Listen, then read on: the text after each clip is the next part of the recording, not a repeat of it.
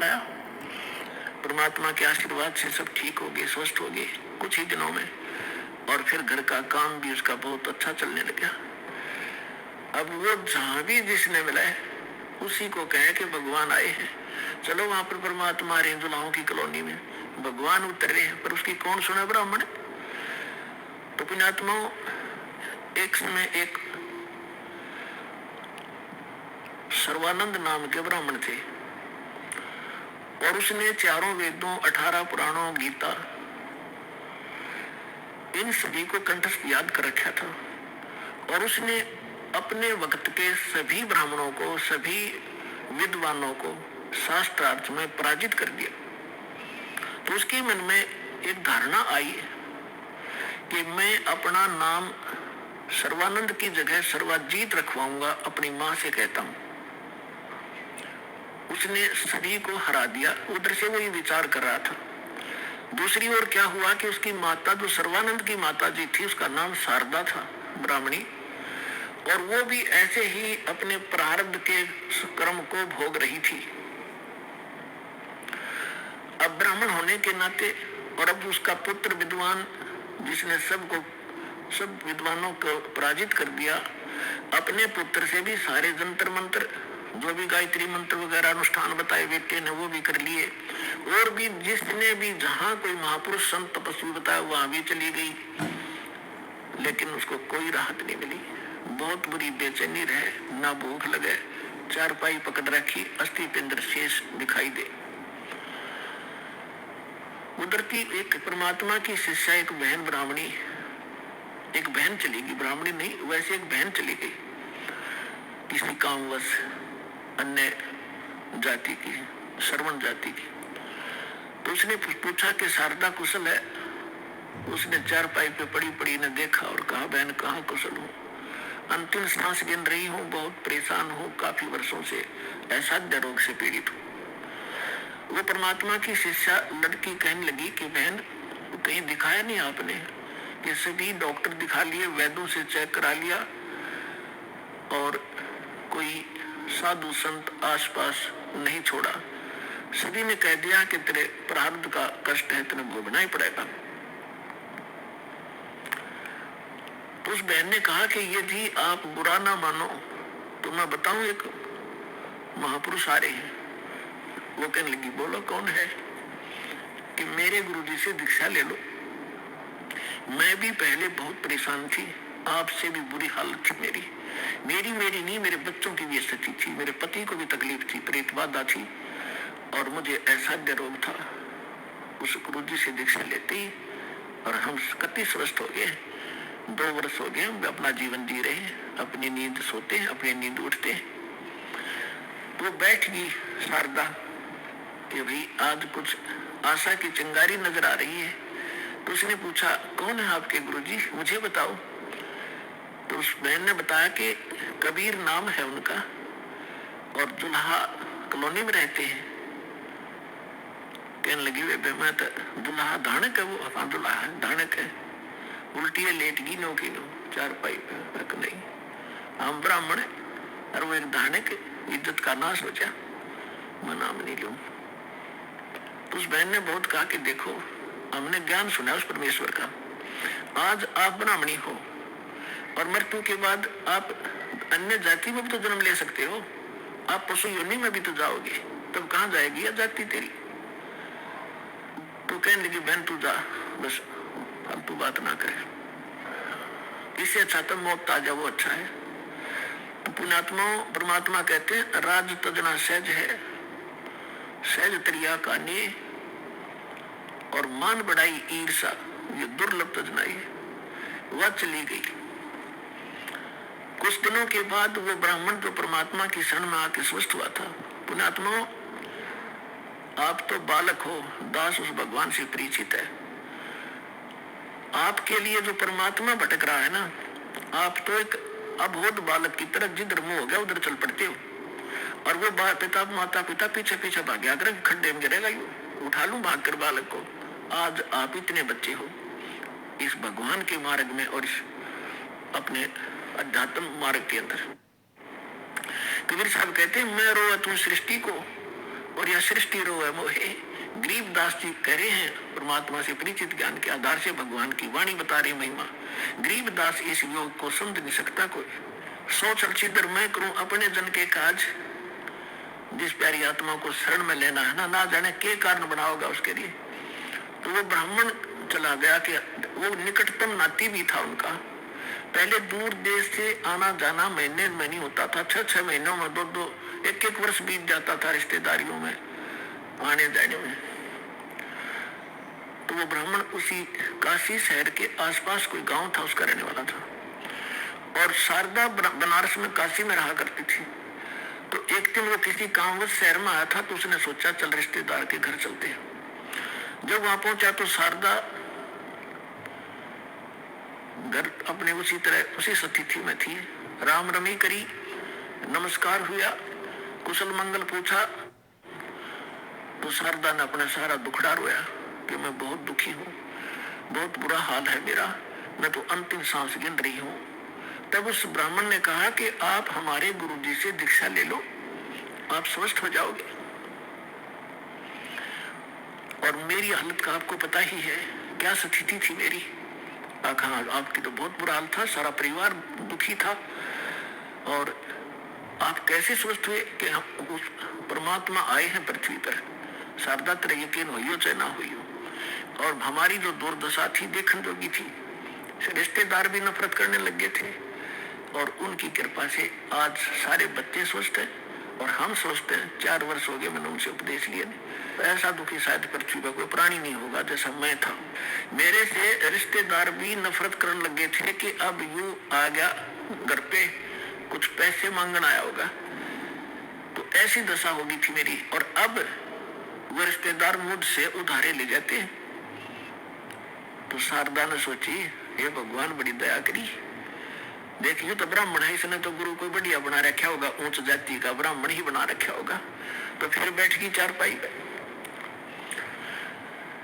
तो उसने कहा कि फिर ठीक है, बताओ मुझे आपका गुरुजी कौन है, क्या नाम है उनका, कहाँ रहते हैं। मेरे पूज्य गुरुदेव जी का नाम है कबीर। उसके वो फिर अक्षर खटक गया, कबीर वो धानक वो नीरू का। कहा वो ब्राह्मण बोला कहा वही है, यस।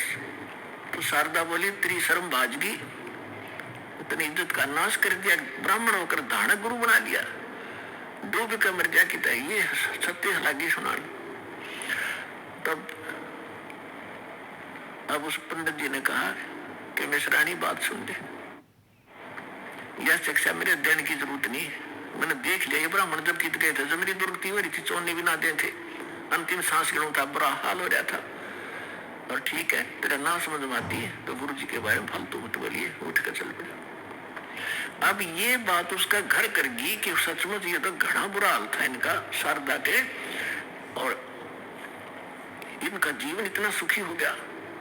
अब वो सोचने पर विवश हुई तो वो काफी देर सोचती रही कि ये क्या बनी। अरे काल ने तो ऐसे बना रखे हैं किले जाति के, ऊंच नीच के। काल ने तो इतना जबरदस्त जाल फैला रखा पुण्यात्मा, परमात्मा बनाई वो टूटे नहीं। अब आप देख रहे हो परमात्मा ने सबसे पहले यह बीमारी काटी कि अब आप देख रहे हो कोई छुआछूत नहीं, ऐसी दया करी ना। तो एक बाड़िया और थी अपने समाज में थी, हिंदुआई में थी, और तो देखी जाओ बाद की देखो दूसरे मत जुबान होते, तो यह समाप्त करी। और उस समय ये एक जबरदस्त किला बना रखा था जाति का। अब क्या हुआ, परमात्मा कच्चा काम नहीं छोड़ते। जो दिन मेरी शरण है ताका हूं मैं दास, और गेल गेल लग गया फिर जब तक धरती आकाश।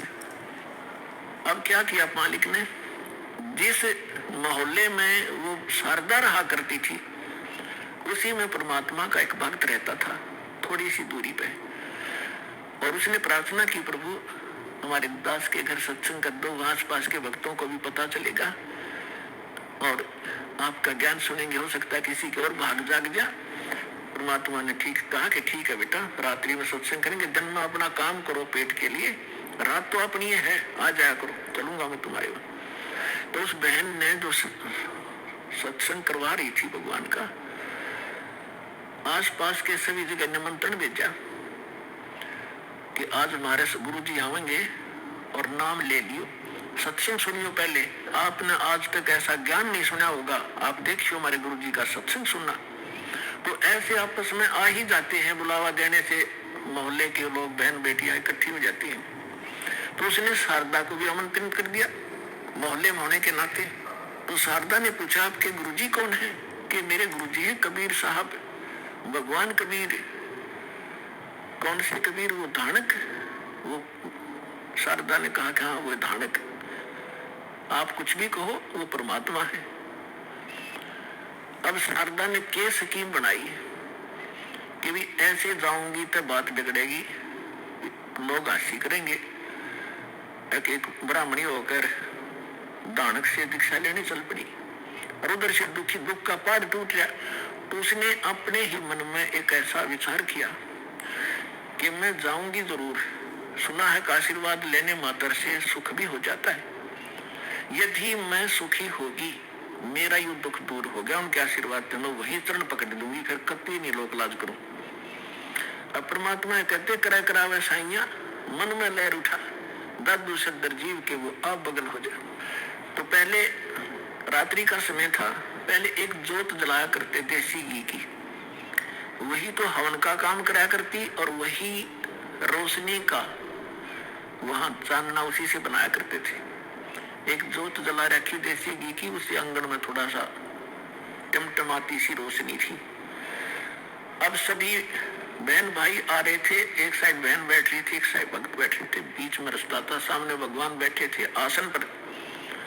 अब शारदा आई, मुंह पर घूंघट काट के, उसने ये सोचा था कि ऐसा घूंघट काट के औरतों में जाकर बैठ जाऊंगी, प्रणाम करके जैसे वो क्रिया करेंगे और मुझे कोई पहचानेगा नहीं। अब जो ही सभी बहन आ रही थी, भगवान के चरण ले रही थी और बैठती जा रही थी। अब वो आगे शारदा भी मुंह ढके आवे थी, परमात्मा के चरण छुए, मालिक ने सिर पर हाथ रखा और कहा सर्वानंद की माँ ब्राह्मणी पंडितानी, आज दानक के पास कैसे आना हो गया तेरा? और परमात्मा ने हाथ रख के उठाया भी नहीं था, उसका सारा रोग जो कष्ट था, जो संकट था, वो कति स्पष्ट होगी जैसे दुख कदे था ही नहीं।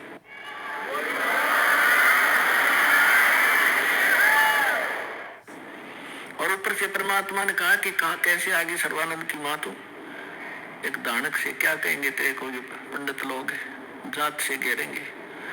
चरण पकड़ दिए उसी समय और फेंक दिया घूंघट उठा के, हे भगवान माफ करना मुझे दुष्टा को, मैं घनी नीच थी, आपके बारे में बहुत कुछ सोचा, तो सचमुच भगवान खड़ी होगी सब न बतावे कि मेरा इतना दुख था, मेरा इतना कष्ट था, मैंने बहुत कुछ अच्छी मंदी भी कही है, तो भगवान पड़े। फिर बैठ गई, सत्संग सुना, परमात्मा ने सृष्टि रचना सुनाई। तीन देव की जो करते भक्ति, उनकी कदे ना होवे मुक्ति। गुण तीनों की भक्ति में ये भूल पड़ो संसारे, कह कबीर निज नाम बिना कैसे उतरो पारे। अब शारदा को जितना ज्ञान था राम और कृष्ण, विष्णु और शंकर का, ब्रह्मा जी को तो हम भक्ति करते ही नहीं थे, श्री विष्णु जी और भगवान शंकर की तो हम खूब भक्ति करा करते। अब सारी सृष्टि रचना सुनाई और ऐसा दुख टल गया उस समय, तो सारी स्वीकार करे थी ना, तो अग्रम अग्रम भी करे, थोड़े बहुत हुआ तो वो भी मालिक ने पहले उसका समाधान कर दिया और सारी सुने थी, सारी हृदय में समावे थी। लगातार उसने आसपास जहां भी सत्संग परमात्मा का होता था वह सारे जान लग गई और उसको काफी ज्ञान हो गया। एक दिन क्या हुआ, उसका लड़का जो सर्वानंद था, उसने अपनी माँ से कहा कि माँ, मैंने इस आसपास के सभी विद्वानों को शास्त्रार्थ में पराजित कर दिया है, अब मैं चाहता हूँ कि मेरा नाम सर्वानंद से बदलकर आप सर्वाजीत रख दो। तो माँ ने कहा कि बेटा अच्छी बात है, तेने विद्वानों को जीत लिया, बड़ी अच्छी बात है, लेकिन सर्वानंद भी तो अच्छा नाम है, इसमें क्या दिक्कत है? तो उसने कहा माता जी ऐसा है ना, अब सबको अपने आप पता लग जाएगा कि इसने सबको पराजित कर दिया, सब पर विजय प्राप्त कर लिया, इसलिए मैं अपना नाम सर्वजीत रखवाना चाहता हूँ। उसकी माँ बोली बेटा ठीक है, नाम तेरा बदल दूंगी, लेकिन एक विद्वान और है, उसने पराजित और कर दे। तो वो कहने लगा बताओ बताओ कौन है?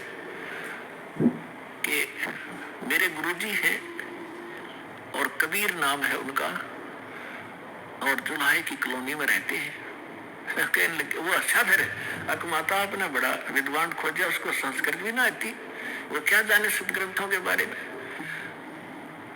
उसकी माँ बोली बेटा देख ले, यदि मेरे से इतना नाम बदलवाना है तो उस विद्वान को इतने पराजित करना पड़ेगा। ऐसे नहीं मानूंगी, उससे लिखवा के लाना और उनका अंगूठा लुआ के लाना, एक दो गवाह भी हो साथ में। अब सर्वानंद तो चल पड़ा, माँ का आदेश पाते ही चलता हूँ। अब जून का महीना, उत्तर प्रदेश, खड़ी धूप पड़े। उधर से परमात्मा कबीर जी की एक मुंह बोली बेटी थी कमाली, वो एक मृतक जीवित की थी किसी शर्त पे, किसी कारण से, किसी सर्कमस्टांस के से। और वो लड़की फिर अपने पिता को छोड़कर परमेश्वर के साथ, अपने वास्तविक पिता के साथ रहा करती थी, युवा हो गई थी।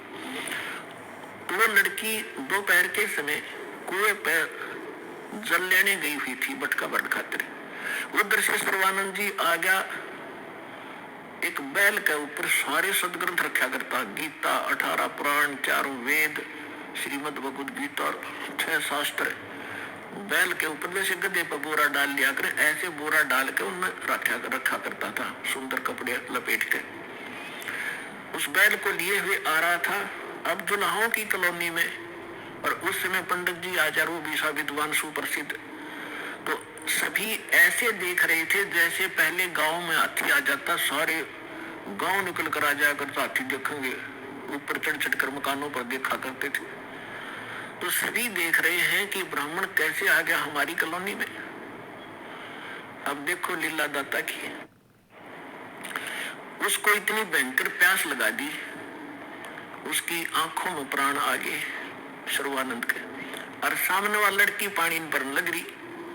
उसके पास आकर कहा कि लड़की जल्दी पानी पिला बेटी, मेरे प्राण निकलने जा रहे हैं।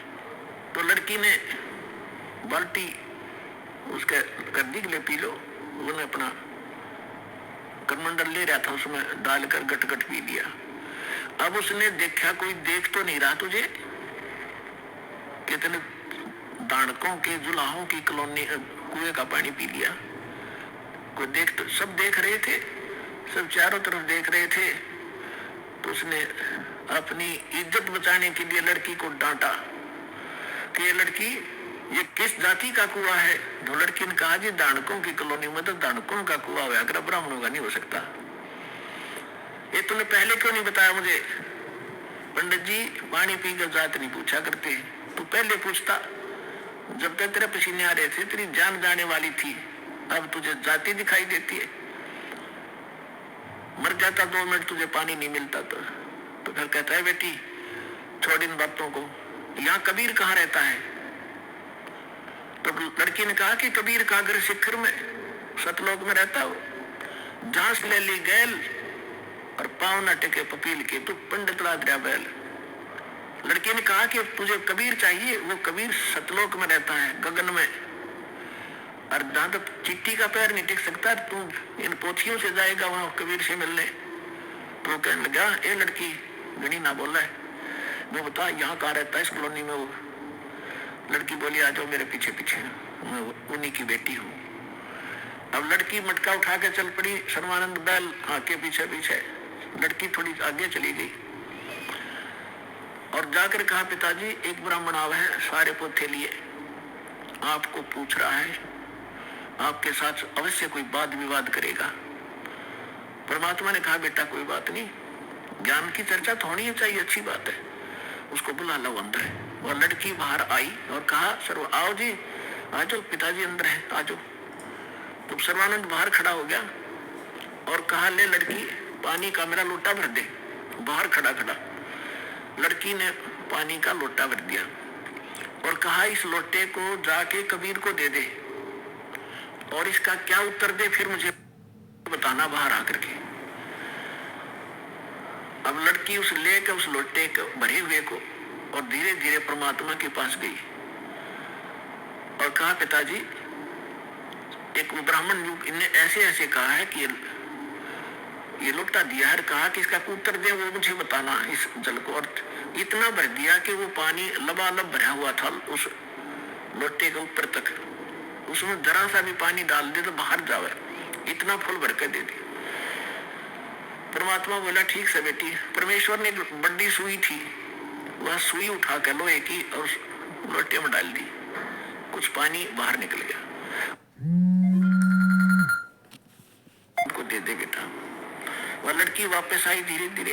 अगलो पंडित जी, सर्वानंद ने पूछा क्या उत्तर दिया तेरे पिता ने? कि बोले कुछ नहीं, इसमें एक सुई डाल दी और आप पूछ लो इन्होंने क्या क्या मतलब है इसका। तो अंदर आया सर्वानंद ने पूछा कि कबीर आपने मेरे प्रश्न का क्या उत्तर दिया? परमेश्वर ने पूछा आपका प्रश्न क्या था? मेरा प्रश्न ये था, ये संकेत था इस पानी के लोटे को फुल भर के आपको इस पास इसलिए भेजा था कि मैं ज्ञान से परिपूर्ण हूँ और मैंने सभी आसपास के विद्वानों को पराजित कर दिया है। मैंने अपनी माँ से सर्वजीत नाम रखवाना है और उसने ये शर्त रखी है कि मैं आपसे शास्त्रार्थ करूं और आपको विजय पाऊं आपसे, तब वो मेरा नाम रखेगी। मैंने आपको ये संकेत दिया है कि मैं ज्ञान से ऐसे फुल हूं जैसे लोटा फुल था। यदि मुझे कोई ज्ञान शिक्षा देगा तो मेरे अंदर समाएगा नहीं, वो इस लोटे में अगर कोई और जल डालेगा वो बाहर ही जाएगा, इसमें जगह नहीं। अब आप बताओ आपका क्या उत्तर था? परमात्मा बोले मैंने इसमें एक लोहे की सुई डाली है। मेरा ये संकेत है कि मेरा ऐसा भारी ज्ञान है, ऐसा गुरु ज्ञान है कि जैसे मेरी सुई तेरी लोटे की तली में जाकर टिकेगी और तेरा पानी बाहर निकल गया, ये मेरा ज्ञान ऐसा तेरी थोथे ज्ञान में बाहर फेंक देगा, ठाकर तेरे हृदय में समा जाएगा।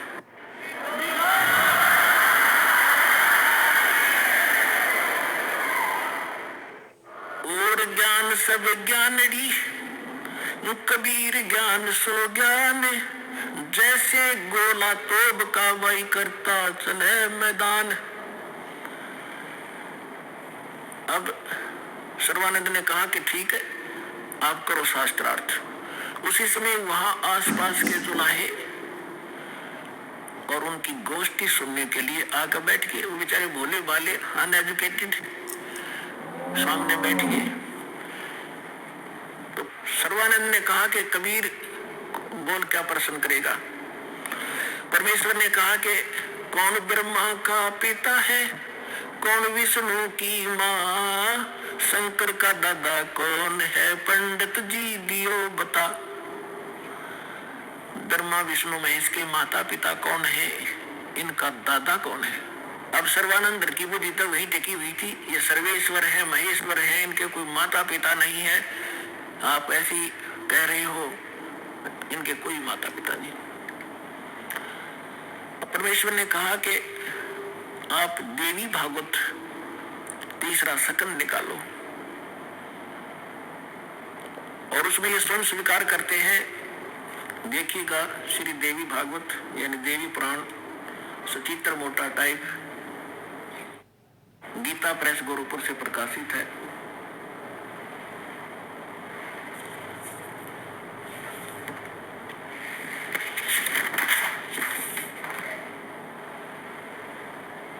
संपादक हनुमान प्रसाद पोदार, चिमनलाल गोस्वामी।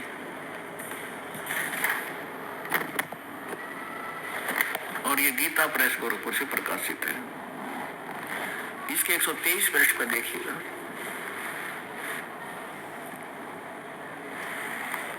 तीसरा स्कंद। विष्णु भगवान विष्णु जी अपनी माता दुर्गा की स्तुति करते हुए कहते हैं, तुम शुद्ध स्वरूपा हो, ये सारा संसार तुम्हें से उद्भासित हो रहा है। मैं ब्रह्मा और शंकर हम सभी तुम्हारी कृपा से विद्यमान हैं। हमारा तो आविर्भाव माने जन्म और तिरोभाव माने मृत्यु हुआ करता है। हमारा तो जन्म मृत्यु होता है। केवल तुम ही नित हो, जगत जननी हो, प्रकृति और सनातनी देवी हो। भगवान शंकर बोले, देवी यदि माँ भाग विष्णु तुम्हीं से प्रकट हुए हैं तो उनके बाद उत्पन्न होने वाले ब्रह्मा भी तुम्हारे ही बालक हुए। फिर मैं तुमको लीला करने वाला शंकर क्या तुम्हारी संतान नहीं हुआ? अर्थात मुझे भी उत्पन्न करने वाली तुम ही हो। इसलिए संपूर्ण संसार की सृष्टि करने में तुम बड़ी चतुर हो। इस संसार की सृष्टि, स्थिति और संहार में तुम्हारे गुण सदा समर्थ हैं। उन्हीं तीनों गुणों से उत्पन्न हम ब्रह्मा, विष्णु एवं शंकर नियमानुसार कार्य में तत्पर रहते हैं। अब पंडित जी तो साथ ले रहा था, सारे पोथे निकाल कर देख लिया, पढ़ भी लिया। उसको मालूम था कि सामने जो श्रोता है ये सब अशिक्षित, और कह दिया कि झूठ बोलता है, इसमें कुछ नहीं है। परमेश्वर ने कहा कि रुद्र संहिता के अंदर देखिएगा, ब्रह्मा, विष्णु और शिव जी की उत्पत्ति दिखाते हैं आपको, आप देखिएगा। तो उसने देखा जो मालिक ने बताया। अब आप देखिए पुण्यात्मा, तो अभी तक ये सारा वर्बली बकवास चल रही थी। अब दास ने जब इस मिशन को स्टार्ट किया तो आम भक्त हमारे भक्तों से कहता था, वो कैसा टीचर है, पुस्तक पढ़ पढ़ के सुनाता है, अपना अनुभव बताना चाहिए। अरे वेदों से, गीता से, इन सदग्रंथों से अलग जो अनुभव अपना बताता है वो शास्त्र विरुद्ध है, वो बिल्कुल यूजलेस है। ये हमारा सिलेबस है। हम सिलेबस तो बाद में देखा दास को, न तो उस मूल ज्ञान से जो परमात्मा का ज्ञान था उसके आधार से भक्ति शुरू की थी। इन सदग्रंथों को बाद में देखा है, ये यूं का यूं मिला।